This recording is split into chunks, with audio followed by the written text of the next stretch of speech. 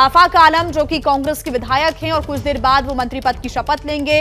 हालांकि उन्होंने अभी उनके मंत्री पद के बारे में किसी बात का जिक्र नहीं किया, लेकिन उन्होंने ये जरूर कहा है कि अभी केवल उनको कहा गया है कि वो स्थल पर पहुंचे और वो मंत्री पद की शपथ लें। अब ये बताया जा रहा है कि कांग्रेस को 2 मंत्री पद मिल सकते हैं। सूत्रों के अनुसार कांग्रेस कोटे के मंत्रियों को मत्स्य एवं पशुपालन विभाग के साथ पंचायती राज मंत्रालय मिल सकता है। हालांकि पहले कांग्रेस की तरफ से यह मांग की जा रही थी कि उन्हें 4 मंत्री पद मिले, लेकिन फिलहाल 2 पर सहमति बनी है और ये वो 2 विभाग हम आपको बता रहे हैं जो संभवतः कांग्रेस के कोटे में जाएंगे। कांग्रेस के जो विधायक हैं उनको ये मंत्री पद मिलेगा, लेकिन इसके पहले लगातार कश्मकश की स्थिति, कंफ्यूजन की स्थिति भी बनी रही, लेकिन अब स्थिति धीरे धीरे कर साफ होती जा रही है। सूत्रों के हवाले से खबर यह भी मिल रही है कि आरजेडी के पास स्वास्थ्य विभाग रहेगा। खबर यह भी है कि जेडीयू के पास वित्त विभाग रह सकता है।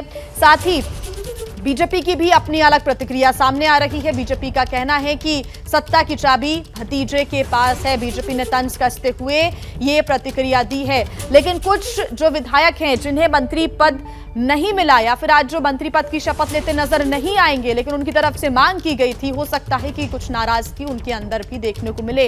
हालांकि उस डैमेज को कैसे कवर करती है ये पूरी महागठबंधन की सरकार, ये देखना होगा। लेकिन एक बड़े उलटफेर के बाद एक बार फिर जो नई सरकार का गठन हुआ उसमें आज मंत्रिमंडल का विस्तार कुछ ही देर बाद यानी कि सुबह 11:30 बजे होगा और हर पल का अपडेट सबसे पहले आपको एबीपी न्यूज पर मिलेगा।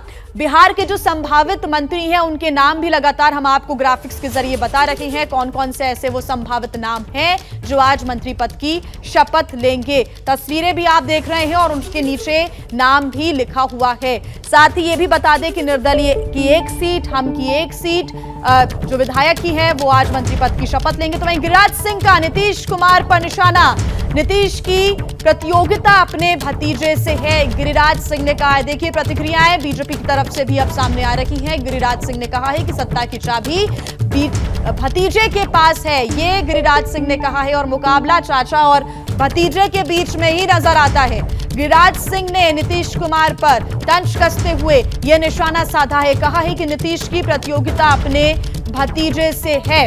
हालांकि जब उठापटक चल रही थी बिहार में तब भी बीजेपी की तरफ से कहा गया था कि कोशिश यही की जा रही है, सभी से बात भी हो रही थी, लेकिन उसके बावजूद भी नीतीश कुमार नहीं माने और नीतीश कुमार ने आरजेडी के साथ जाकर हाथ मिलाया, बीजेपी से अपना नाता तोड़ा और अब नीतीश कुमार एक बार फिर मुख्यमंत्री बन चुके हैं, लेकिन एनडीए के साथ नहीं बल्कि महागठबंधन जिसमें जेडीयू, जिसमें हम और निर्दलीय शामिल हैं।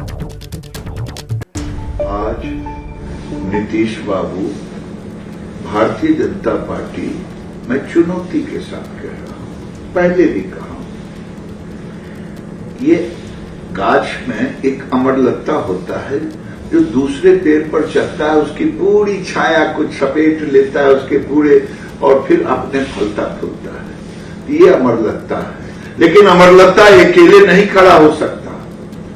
2020 में भारतीय जनता पार्टी ने मुख्यमंत्री बनाया था और ये अंतिम वर्ष है।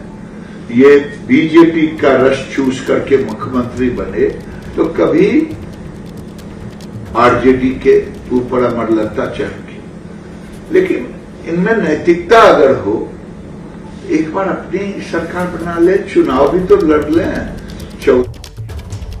जैसे ही घड़ी का काटा दोपहर 2:30 पे आए, बबीता जी का दिल सास बहू साजिश के लिए मचल जाए। और ये है इनकी बहू, पूरे दिन ऑफिस की टेंशन हो जाए गॉन जब ये करें अपना फेवरेट शो फ्री टाइम पे ऑन। इनकी तरह आप भी देखिए अपना फेवरेट शो अपने टाइम पर और डाउनलोड कीजिए एबीपी लाइव ऐप अपने स्मार्ट टीवी पर।